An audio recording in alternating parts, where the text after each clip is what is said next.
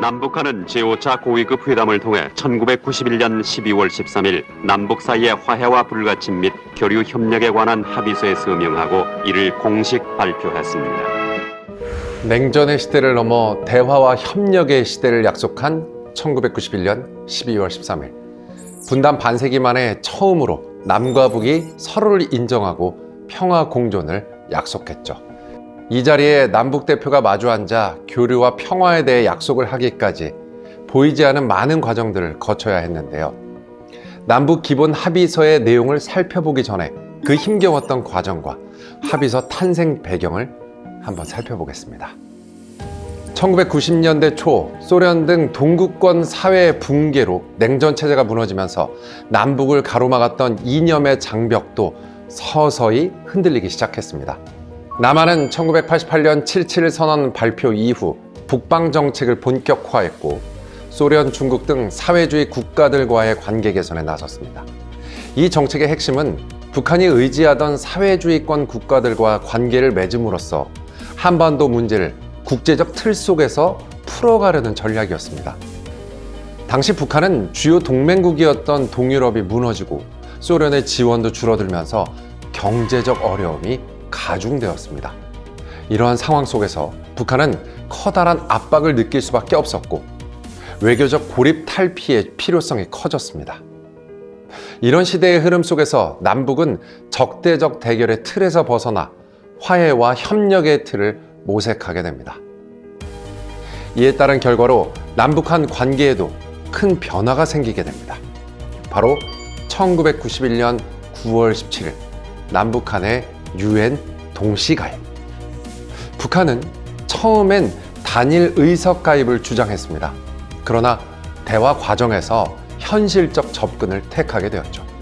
당시 회담 자료에는 통일을 지향하되 국제 무대에서 각자의 자격으로 활동하자는 남한의 제안을 북한이 신중히 검토한 흔적이 남아 있습니다. UN 가입은 서로의 존재를 사실상 인정한 첫 국제적 사건, 그리고 남북 기본 합의서의 토대가 된 결정적 계기였습니다.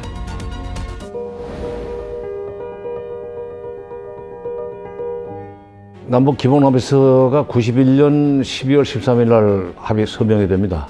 미소 간의 그 냉전이 90년부터 사실 끝났어요. 고르바초프 공산당 서기장하고 미국의 아버지 부시 대통령일 겁니다. 둘이 만났을 때 고르바초프가 더 이상 이제 미소 경쟁은 의미가 없다. 감당을 못하겠다. 그러니 여기서 그치자. 그리고 냉전도 끝내자. 말하자면 소련이 항복을 한 셈입니다. 그러면서 이제 동굴압화가 소련 영향권에서 벗어나기 시작한 거예요. 체제 전환이 일어나기 시작합니다. 동독이 서독이 흡수 통일되는 그런 와중에 북한은 우리도 남쪽에 먹힐지 모른다. 그러려면 이걸 어떻게 해야 되느냐. 남북 총리급 회담을 위한 소위 실무 접촉을 하자고 제안을 해왔고 북쪽이. 그래서 당시에 우리 통일원의 이제 송환호 차관께서 수석 대표가 돼가지고 북측에 이제 그 백남준 하고 협상을 쭉 해서 한 1년 반 회담을 한 끝에 서울 인터컨티넨탈 호텔에서 최초의 남북 그 총리급 회담이 공식적으로 열리기 시작했는데, 그러니까 동서냉전이 끝나고 동굴압화가 흔들리고 동독이 서독에 흡수 통일되는 과정에서 김일성은 심각한 흡수 통일의 공포를 느꼈고 그 흡수 통일의 공포를 지워줄 수 있는 뭔가 합의서가 필요하다. 그게 기본 합의서입니다.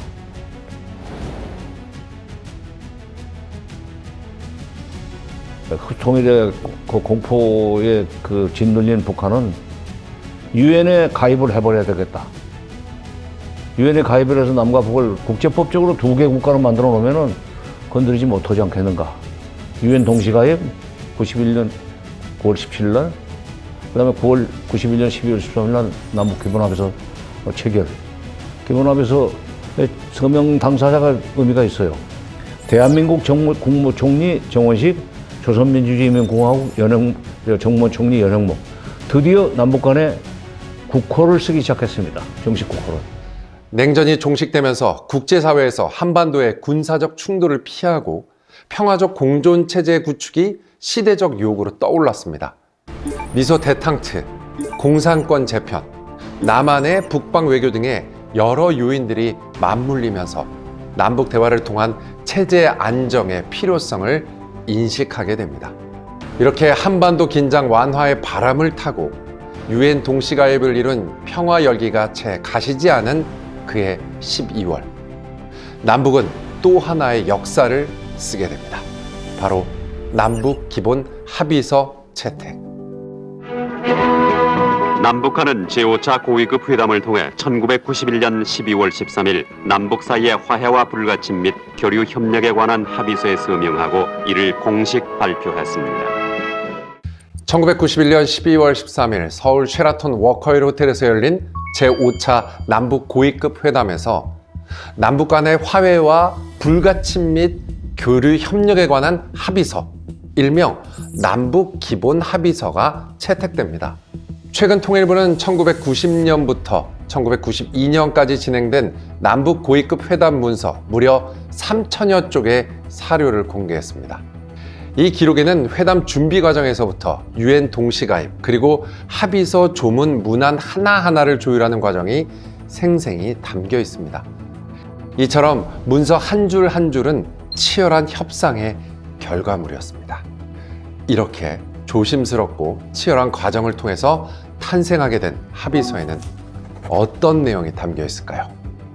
남북 기본 합의서는 서문과 함께 제1장에는 남북 화해, 2장에는 남북 불가침, 3장에는 남북 교류 협력, 그리고 4장에는 수정 및 발효, 이렇게 총 4장 25개조로 구성되었습니다. 서문은 조국 통일 3대 원칙의 재확인, 민족의 화해, 평화 보장과 교류, 협력의 실현, 남북 관계를 통일 지향의 잠정적 특수관계로 인정하는 내용이 수록되어 있죠. 1장은 남북 화해의 내용을 담고 있습니다. 핵심 키워드는 상호 인정과 내정 불간섭인데요. 서로의 체제를 인정하고 내정에 간섭하지 않으며 비방과 중상을 중단하기로 합의했습니다. 또한 분단으로 인한 이산가족 문제를 해결하고 상호 신뢰를 회복하자는 내용이 담겨 있습니다. 이 조항은 과거 적대와 불신의 시대에서 상호 존중으로 나아간 첫 공식 약속이었습니다.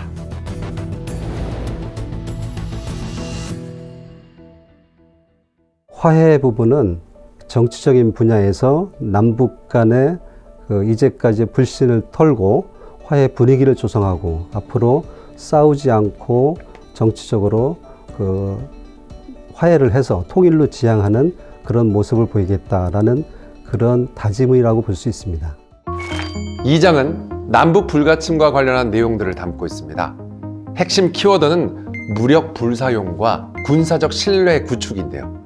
남북은 무력 사용을 금지하고 군사적 긴장을 완화하며 남북 군사 공동위원회 설치로 상시적 협의 체계를 갖추기로 약속함으로써 군사적 충돌을 방지하기 위한 제도적 장치를 마련했습니다. 남북 모두 긴장 완화와 신뢰 구축을 평화의 첫걸음으로 인식하고 있었던 것이죠.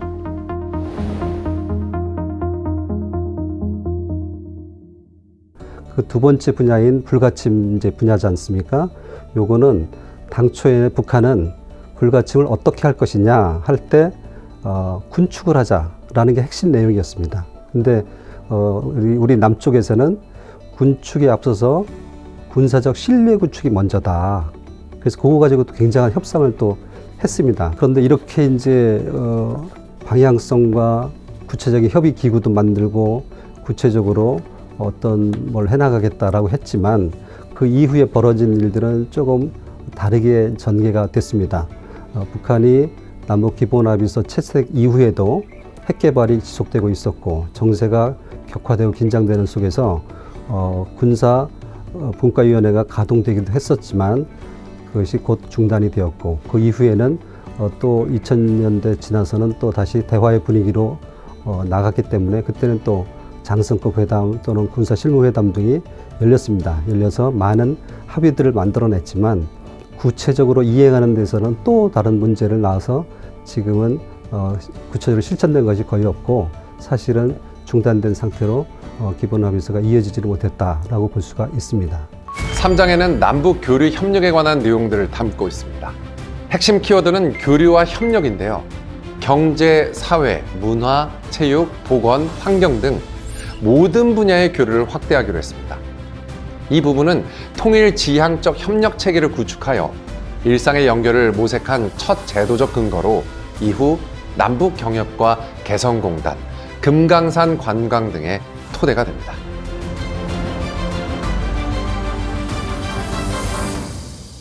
교류협력은 사람이 만나야 된다. 만나서 접촉을 하고 서로 신뢰를 쌓아가면서 통일로 이르는, 그 전에 물론 평화 단계가 있고 통일로 이르는 그런 어떤 단계이기 때문에 교류협력 부분을 우리가 구체화시킨 것이고, 그 중에서 가장 중요한 것은 이산가족 상봉을 통해서 인간의 어떤 기본적인 인간애라고 할까요? 그런 것들을 회복을 하자라는 차원에서 교류협력 부분은 상당히 중요하다고 할 수 있습니다. 4장은 이행 및 준수에 관한 내용을 담고 있습니다. 핵심 키워드는 합의 이행의 제도화인데요. 합의 이행을 위한 공동기구 설치와 제도적 틀 마련, 합의의 지속성 확보를 명문화한 장입니다. 단순히 선언을 넘어 합의의 제도화를 시도한 점에서 남북 관계사에서 큰 의미를 가집니다.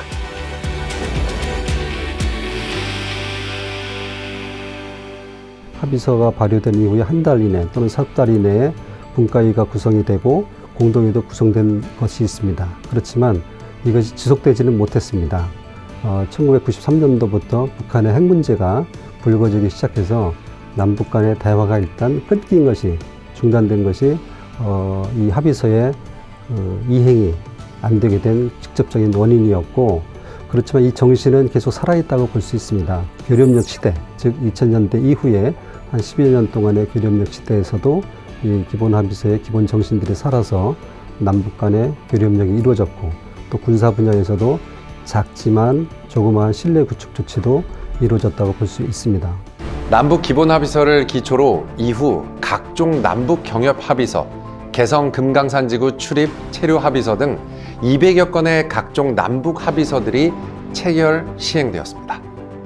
남북 기본 합의서의 정신은 2000년대 김대중 대통령과 김정일 위원장의 6.15 공동선언, 그리고 2018년 문재인 대통령과 김정은 위원장의 판문점 선언까지 이어집니다. 서로 다른 체제를 인정하고 평화와 공존의 길을 찾자는 원칙, 그 시작이 바로 1991년의 이 합의서였습니다. 남북 기본 합의서, 그 약속이 완전히 실현되지는 못했지만 한 번 더 평화와 방향을 처음으로 명문화한 역사적 출발점이었습니다. 언젠가 다시 그 약속을 위해서 진정한 평화의 합의서가 완성되길 기대해 봅니다.